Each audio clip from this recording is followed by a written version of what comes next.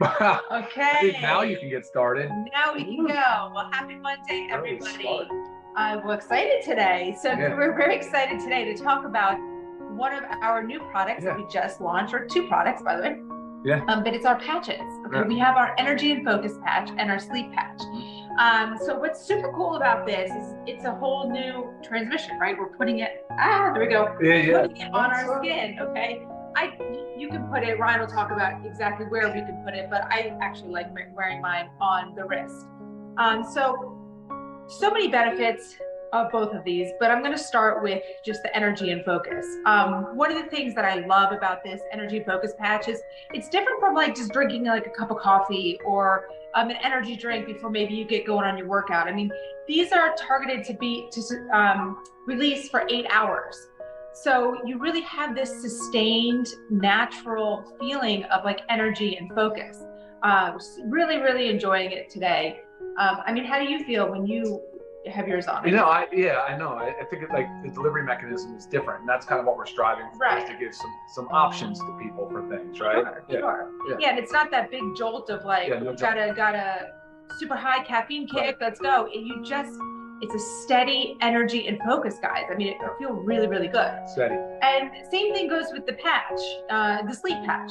You put it on at night, 30 minutes prior to going to bed, and you start to feel the drowsiness, but it helps you stay asleep as well. And of course, at the beginning, you get a little bit more of it, so you can, fall asleep.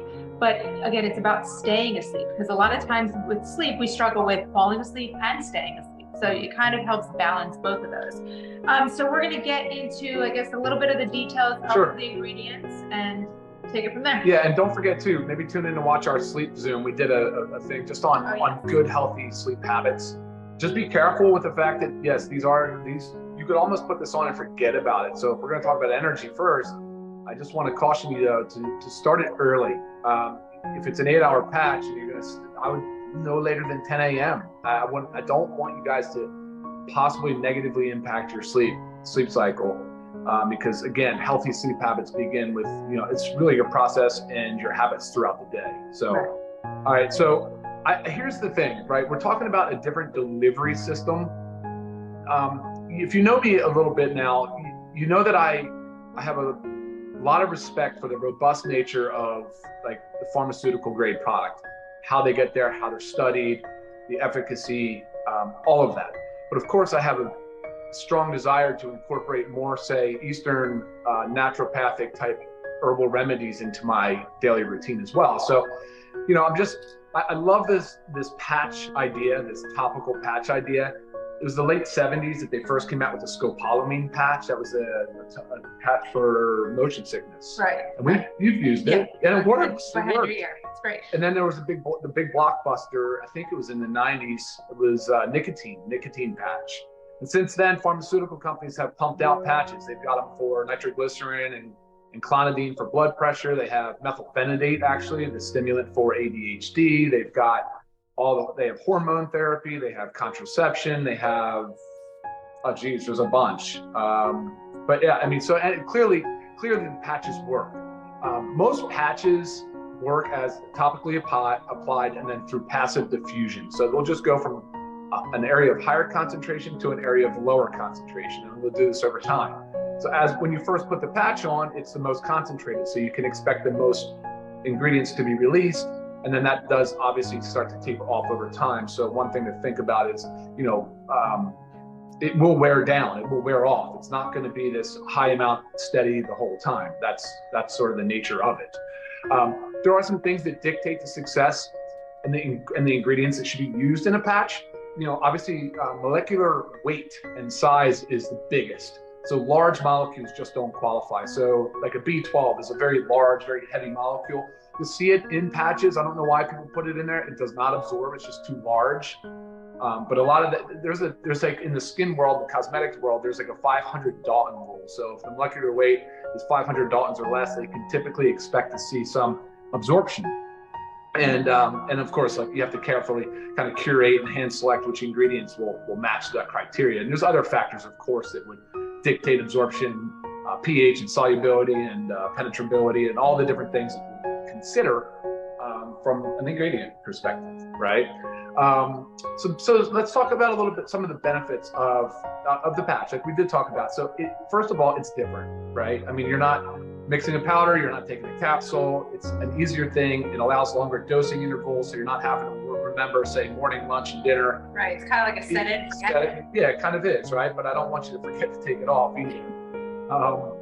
Yeah, and then there's also this concept that it avoids the liver, right? Hepatic first pass metabolism. What does that mean? So if you take something by mouth, usually, almost always, the first place it goes once it's absorbed through the gut or the intestine is it goes to the liver to be metabolized and broken down.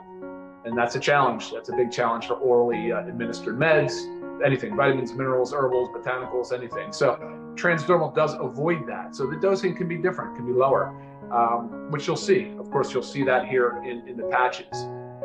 The first pass, an example of first pass while we're talking about energy would be caffeine, right? Caffeine gets absorbed, it quickly goes to the liver and is metabolized into, I think, 3 metabolites. I know you like paraxanthine is one of them, but yeah, there's a lot of metabolism associated with that. So the dosing of the caffeine in this product, I think, is 10 milligrams, and that is per patch. But again, avoiding that first pass effect, you can get away with that and experiment with that. So yeah, and look, I mean, that's the nature of passive diffusion utilizing topical patches. So very cool. Yeah. Yeah, actually a few things that I didn't know about the patch.